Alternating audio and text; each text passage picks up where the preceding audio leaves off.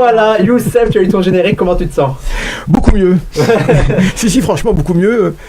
Du coup, et bah, cette semaine, Youssef, je vous permets de rester. Les chevilles ont gonflé. Ouais. J'ai les bandes Boltière. Il est BG en plus sur le générique. Tu vas nous parler d'un moment où Israël voulait attaquer l'Algérie. Oui. Je veux vous parler de cela. Quelle obsession anti-israélienne. Je vais peut-être finir par passer à la CPI moi aussi. Hein. Ouais. Au final, oui, nous allons rester un petit peu dans le même registre, donc d'Israël, des pays arabes, etc. Et souvent, on a dit, alors l'Algérie fait partie des pays qui aujourd'hui apportent un grand soutien aux Palestiniens, c'est un fait. Et c'est vrai qu'un certain nombre de pays arabes ont été attaqués par Israël, ont subi les foudres d'Israël, et des gens avaient parlé de l'Algérie. Hein, quid des relations entre l'Algérie et Israël. Alors effectivement, l'Algérie a toujours eu une position tiers-mondiste et extrêmement bienveillante à la cause palestinienne. Et comme Israël s'était mis en tête d'attaquer tous les pays qui soutenaient ouvertement les Palestiniens et de façon concrète, on s'était posé la question de savoir si la même chose avait eu lieu entre Israël et l'Algérie. Et oui, ça a eu lieu. En tout cas, une volonté israélienne d'attaquer l'Algérie. Et ça se passe en 1988. 3 ans après l'attaque israélienne contre le Hammam-Shot en Tunisie, où il y avait le quartier général palestinien. Après le départ de Beyrouth en 82, les Palestiniens s'étaient retranchés sur la Tunisie, hein, à Hammam-Shot, près de Tunis. C'était là-bas qu'était leur quartier général. Et Israël a mené une attaque contre Hammam-Shot, une attaque terrible, puisqu'il y a eu quand même 60 morts et des centaines de blessés. Qui a été vraiment terrible, et puis qui avait tué à peu près 55 responsables palestiniens. 55 responsables palestiniens militants de la force 17 principalement. La force 17 qui était un petit peu l'unité d'élite de Yasser Arafat. C'est l'unité qui assurait la protection d'Arafat à Beyrouth pendant les guerres civiles, etc. Et donc ça avait été assez terrible. Quand en 1988, les Palestiniens décident de faire leur CNP, le Conseil national palestinien, d'organiser le CNP au cours duquel ils avaient l'intention de déclarer l'État de Palestine, précisément, l'idée de continuer à faire ça, évidemment, en Tunisie, était assez malvenue. Et c'est l'Algérie qui s'est proposée. Et alors il a d'abord été proposé à la Tunisie que l'Algérie assure sa protection et que le CNP ait lieu en Tunisie, mais finalement c'est une autre option qui a été prise, c'est d'organiser le CNP en Algérie. Et évidemment, Israël n'a rien dit, mais tout le monde s'attendait à ce qu'éventuellement il y ait une attaque israélienne. Alors qu'Israël s'est bien gardé de faire la moindre déclaration. Et dans l'éventualité, tout un arsenal a été mis en place, donc on va voir un petit peu. Alors, 88, c'est le moment où l'armée algérienne est à son climax, comme on dit, hein, est à son plus haut niveau, au niveau du rapport qualité, au niveau du rapport entraînement des pilotes, des différents équipages, et surtout au niveau du matériel. Alors c'est le matériel soviétique à l'époque, et notamment les MiG-25. Et je ne sais pas si on peut voir les MiG-25. Alors Christophe, normalement il y a des images d'avions. Des images d'avions. Alors, ça va être MiG-25 contre F-15. C'est un module de pilotage, tu vas nous montrer ça. Ça a l'air bien poussé. Alors ça, c'est le MiG-25. Et ce qu'on avait auparavant, c'était les fantômes. Les fantômes dont est dotée l'aviation israélienne. Hein, donc des avions états-uniens. On ne voit pas. Et là, ce sont les voilà. Non, parce qu'ils s'appellent les fantômes, donc je... Ah oui, d'accord. Je pose la question. Vraiment. Merci Tariq. Merci. Il fait des plaisanteries aussi dingue que moi. Parle bien dans le micro. Alors, là, nous voyons donc les F-16, les F-17 israéliens.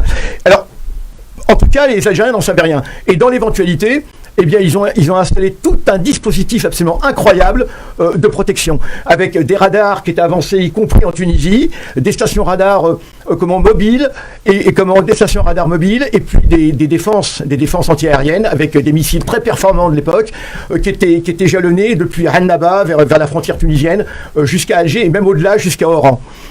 Et avec même les sous-marins étaient de sortie, les 4 sous-marins algériens de l'époque étaient de sortie, des corvettes porteuses de lance-missiles étaient également de sortie, et en plus de toutes ces stations de radar, de ces bases de missiles, avec des missiles très performants, ce qui avait le meilleur à l'époque, hein, des armements soviétiques principalement dans la totalité, eh bien, il y avait également des avions en permanence dans l'air qui assuraient la protection. Et notamment les fameux MiG-25 qu'on a vu tout à l'heure. Et le MiG-25 à l'époque, c'est l'avion le plus rapide du monde. D'ailleurs, jusqu'à aujourd'hui, le MiG-25 est un avion, ce qu'on appelle un avion intercepteur. Voilà, c'est un avion intercepteur qui, jusqu'à aujourd'hui, est celui qui va le plus vite, qui vole le plus vite et qui peut donc intercepter très rapidement d'autres avions et aussi qui va voler le plus haut. Et il surpassait le F-17 américain. Il surpassait largement le F-17 américain. Et c'était quoi le plan israélien? Parce que là tu as montré tout l'armement, on va le voir. Mais les Israéliens ont des plans. Alors, voilà, non, ils ont des plans d'invasion potentielle de tous les pays. Donc pourquoi est-ce qu'il y avait une attaque qui était vraiment programmée contre mais bien sûr qu'il y a eu une attaque. C'est qu'une fois que le dispositif est en place, le 10 novembre 88, au moment où va commencer le CNP, à un moment, on a envisagé de déplacer le CNP, d'aller le faire beaucoup plus à l'ouest ou vers le sud. L'Algérie est un grand pays. Hein. Et finalement, non, on a décidé de garder ça à Alger. Et bien sûr qu'il va y avoir des choses.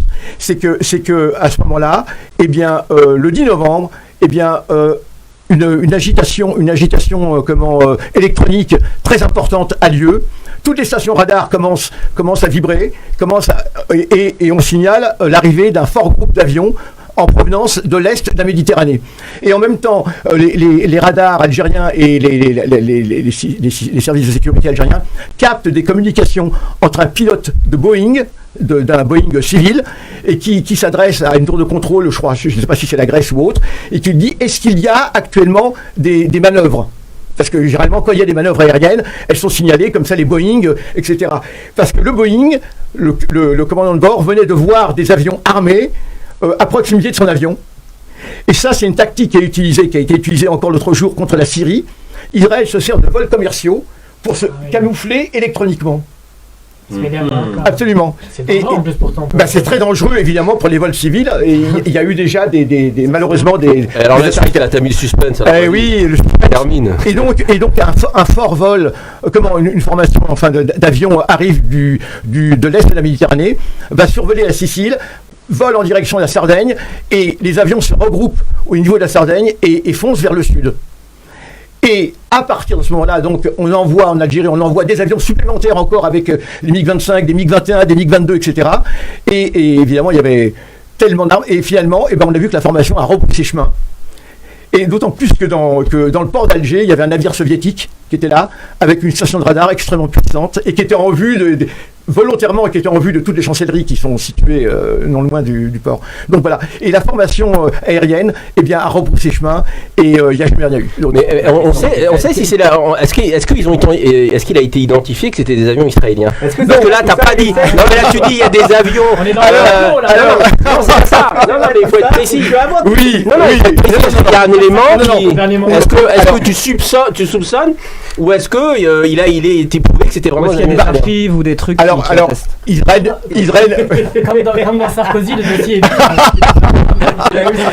désolé de te faire ta chronique. Non, c'est absolument prouvé.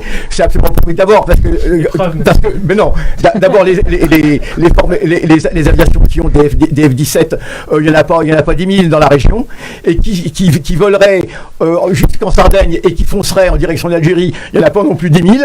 Il n'y avait aucune manœuvre qui avait lieu. À ce moment-là, Israël n'a pas pour habitude en plus de revendiquer les actions, ça on le sait bien. Même pour la Tunisie, Israël n'a jamais revendiqué l'action en tant que telle. Hein. Ah oui? Non, Israël ne revendique jamais. On dit voilà, ce sont des. Et il est évident pour tout le monde qu'une formation d'avions F-17 armés, parce qu'ils étaient réellement armés avec des missiles, d'ailleurs ça a été vu de visu, et surtout les avions ont été accrochés par les radars, comme on le dit, hein. Ils ont été accrochés par les radars, et quand un avion. C'est qu'un avion qui a un objectif pacifique, disons, hein, est accroché par un radar, aussitôt il communique. Il communique pour dire, voilà, ce n'est pas une attaque, etc. Et évidemment, ces avions, aucune communication, toutes les communications coupées. Non, complotisme. Et en tout cas, c'est ce qu'aujourd'hui tous les commentateurs militaires, politiques, du monde arabe, et pas que du monde arabe, comme on dit, il y a eu effectivement, et d'autant plus que là, c'était absolument incroyable. Il y avait toute la direction palestinienne. Il y avait une photo qui les montrait là. Il y avait toute la direction palestinienne qui était là. Et donc des centaines. C'était eux la cible. C'était eux la cible, bien sûr. C'était eux la cible. Ah bah oui. 88, le 10 novembre. Et donc le CNP s'est poursuivi en Algérie combien de temps? C'est poursuivi combien de temps, tout le temps des travaux, et l'État palestinien a été déclaré à ce moment-là. D'accord. Ils sont restés jusqu'à quelle année en Algérie, le CNP? Ah, le CNP, non, c'est le CNP. Non, il y a des bases qui sont permanentes, comme celle qui était à Tébessa, il y a des bases même jusqu'à aujourd'hui en Algérie, des bases de combattants palestiniens. Mais le CNP, c'était un congrès très spécial. C'est un congrès qui devait se tenir et qui devait en tout durer une quinzaine de jours. D'accord. Un mois après les révoltes de 88.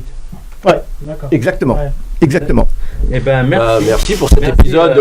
Moi, je le connaissais pas. Hein, c'est vraiment. non, mais c'est intéressant. Il n'y a aucun problème. C'est très documenté maintenant au niveau de. C'est vrai. Ne te laisse pas faire par cette sioniste. Sont venus discréditer. Il y a un dérapage. Est-ce que c'est comme ça? Le journaliste Fouimer. Il y a un dérapage. On va trouver un article la prochaine fois sur Mise en Info. Les fausses révélations de Youssef. Non, je peux vous assurer, chers amis, auditeurs.